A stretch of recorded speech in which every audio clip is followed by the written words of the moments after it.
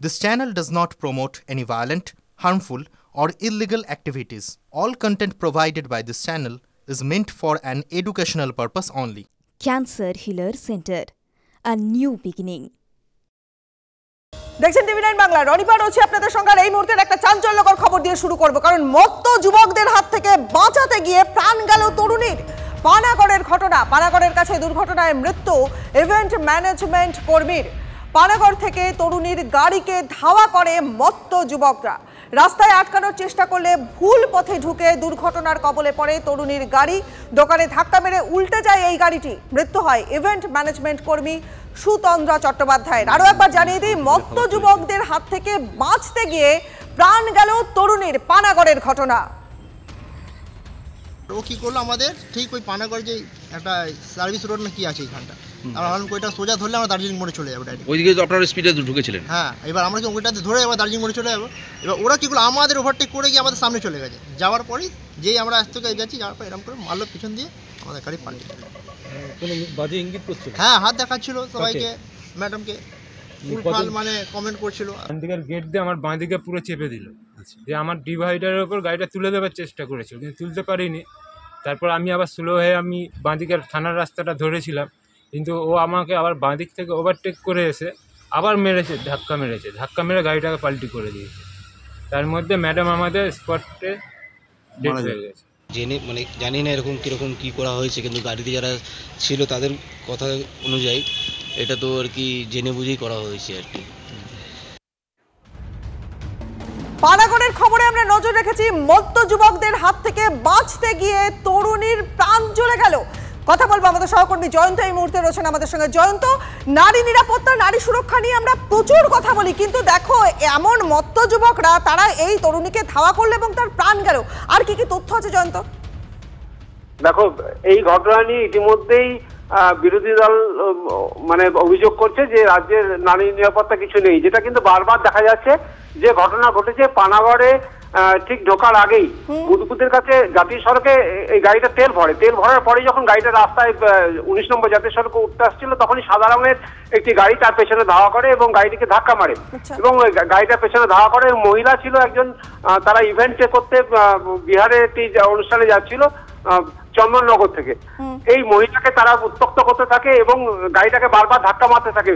গাড়ির চালক ভয়ে পানাগড়ের ভেতরে গাড়িটাকে ঢুকিয়ে দেয় এবং একটি গলির রাস্তায় ঢুকিয়ে দেয়। এরপরেও গাড়িটিকে ধাক্কা মারে এবং গাড়িটা ধাক্কা মারার পর গাড়িটা উল্টে গিয়ে ওই ইভেন্ট কর্মী একজনের মৃত্যু হয়, একজন মহিলার মৃত্যু হয়। এই ঘটনাটা যেমন মর্মান্তিক, তেমন হচ্ছে নারী নিরাপত্তা এবং সাধারণ মানুষের নিরাপত্তা নিয়েও প্রশ্ন উঠেছে। একেবারেই জয়ন্ত, এক দল মত্ত যুবক তারা একজন তরুণীকে ধাওয়া করলো। সেই তরুণী চন্দননগর থেকে বিহারের দিকে যাচ্ছিলেন ইভেন্ট ম্যানেজমেন্ট করতে, ইভেন্ট ম্যানেজমেন্টের কাজ ছিল তার, সে কাজে যাচ্ছিল, তাকে উত্ত্যক্ত করতে শুরু করলো এবং তারপর এই দুর্ঘটনা। পানাগড়ের কাছে দুর্ঘটনায় মৃত্যু ঘটলো ইভেন্ট ম্যানেজমেন্ট কর্মীর। পানাগড় থেকে এই তরুণীর গাড়িকে ধাওয়া করে মত্ত যুবকরা। একটা পেট্রোল পাম্পে এই গাড়ি তেল ভরলো এবং তারপরে এই ঘটনা ঘটলো। পানাগড় থেকে এই তরুণীর গাড়িকে ধাওয়া করলো মত্ত যুবকরা, রাস্তায় আটকানোর চেষ্টা করলো এবং রাস্তায় এই আটকানোর চেষ্টার ফলেই ভুল পথে ঢুকে গিয়ে দুর্ঘটনার কবলে পড়ল তরুণীর গাড়ি। জয়ন্ত, এইভাবে এই যে ঘটনা ঘটে গেল, এই ঘটনার পিছনে যারা দায়ী তাদেরকে কি আটক করা সম্ভব হয়েছে? দেখো, তাদের যে গাড়িটা ছিল, যে গাড়ি করে এই দুর্ঘটনা ঘটিয়েছে, সাদা রঙের যে গাড়িটি ছিল, সেই গাড়িটি যখন এরা এই মানে এদের ইভেন্টের যে গাড়িটা, সেই গাড়িটাকে যখন ধাক্কা মারে, তখন তার মধ্যে থেকে গাড়িটা উল্টে যাওয়ার পরে একজন সেখান থেকে বেরিয়ে যেতে সক্ষম হয় এবং ওদের গাড়ির চাবি তুলে নেয়।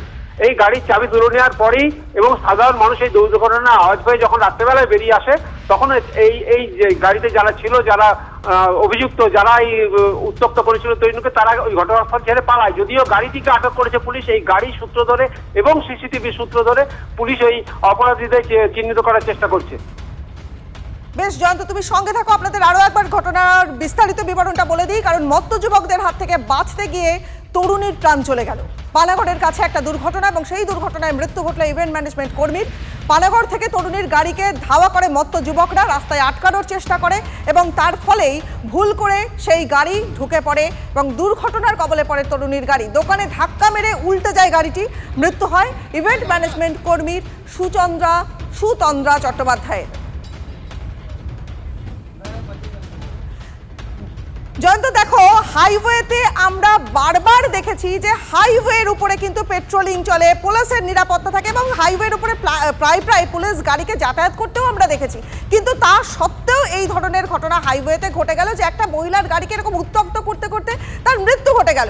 তাহলে কি এই হাইওয়ের উপর পেট্রোলিং হচ্ছে না? দেখো, যে গাড়িটি এই মহিলার যে গাড়িটি ছিল, সেই গাড়িটিকে যে গাড়িটি উত্তক্ত করেছিল সেই গাড়িটির নাম্বারটা হচ্ছে স্থানীয় নম্বর, দুর্গাপুরেরই নাম্বার, দুর্গাপুরের এআরটিও থেকে দেওয়া নম্বর, অর্থাৎ এরা স্থানীয় যুবক। এটা কিন্তু পরিষ্কার। স্থানীয় যুবকদের সঙ্গে পুলিশদের কোনো নেক্সাস আছে কিনা, স্থানীয় যুবকরা রাতের বেলায় এ ধরনের অপরাধমূলক কাজকর্ম করে আর পুলিশ চোখ বন্ধ করে থাকে কিনা, এটা নিয়েও কিন্তু প্রশ্ন উঠতে শুরু করেছে। বেশ বেশ জয়ন্ত, সঙ্গে থাকো। দেখুন, মত্ত যুবকদের হাত থেকে বাঁচতে গিয়ে তরুণীর প্রাণ চলে গেল। পানাগড়ের ঘটনায় আমরা নজর রেখেছি, দুর্ঘটনায় প্রাণ গেল তরুণীর, রাস্তা আটকানোর চেষ্টা করে তারা এবং দুর্ঘটনায় মৃত্যু ঘটে ইভেন্ট ম্যানেজমেন্ট কর্মীর। পানাগড় থেকে তরুণীর গাড়িকে ধাওয়া করে মত্ত যুবকরা, রাস্তায় আটকানোর চেষ্টা এবং তার ফলেই ভুল পথে ঢুকে দুর্ঘটনার কবলে পড়ে তরুণীর গাড়ি। দোকানে ধাক্কা মেরে গাড়িটা উল্টে যায় এবং মৃত্যু ঘটে ইভেন্ট ম্যানেজমেন্ট কর্মী সুতন্দ্রা চট্টোপাধ্যায়ের। চন্দননগর থেকে গয়া যাচ্ছিল সুতন্দ্রাদের এই গাড়িটি। দেখছেন সেই ছবি, গাড়ির ছবি দেখাচ্ছি আপনাদের। মত্ত যুবকদের অত্যাচার, তাদের দুর্ঘটনার প্রাণ গেল এই তরুণীর।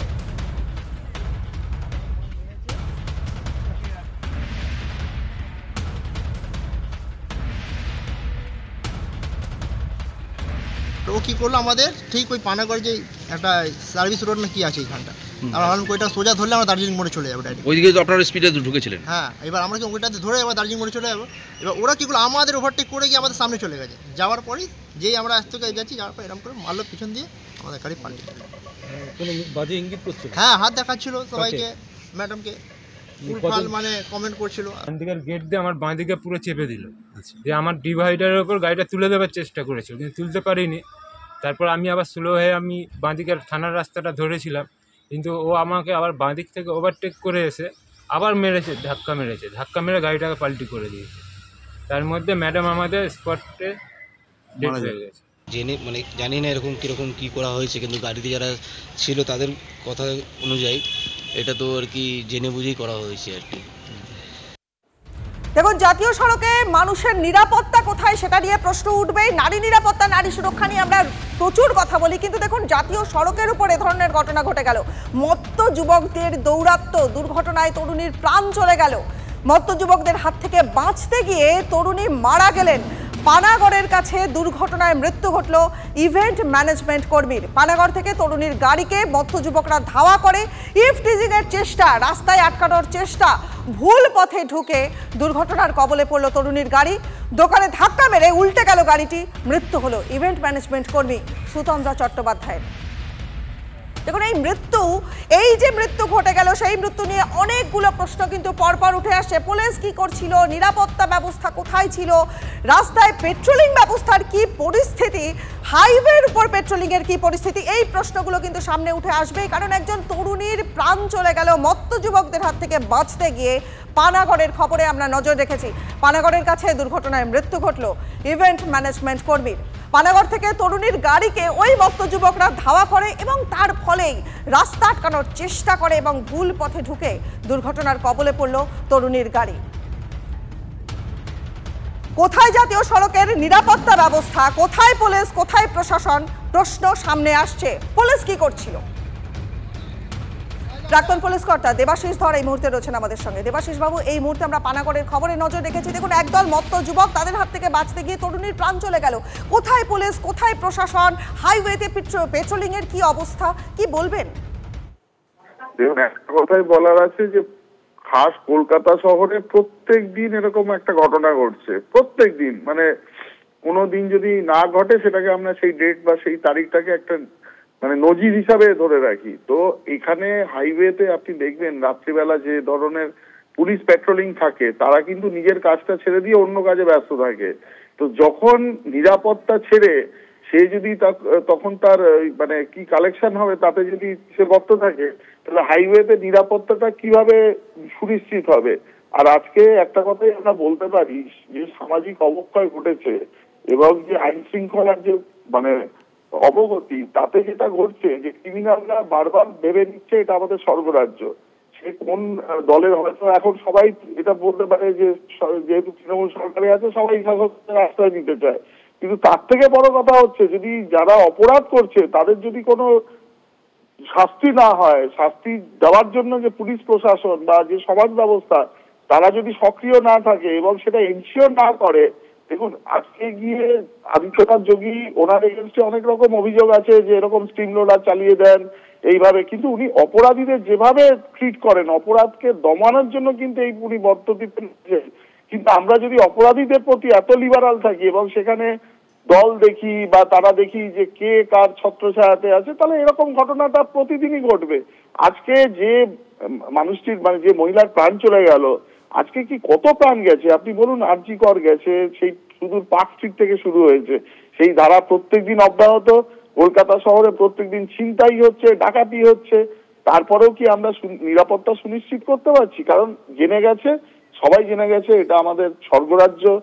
যাই করব না কেন এখানে পুলিশ প্রশাসন এতটা সজাগ নেই, বা তাদের মানে নিরাপত্তা জনিত যে মানে বেঞ্চ বা প্যারামিটার সেট করা উচিত ছিল তার থেকে তাদের মান এতটা নেমে গেছে, সেই জায়গাটা কিন্তু সুনিশ্চিত করতে পারছে না।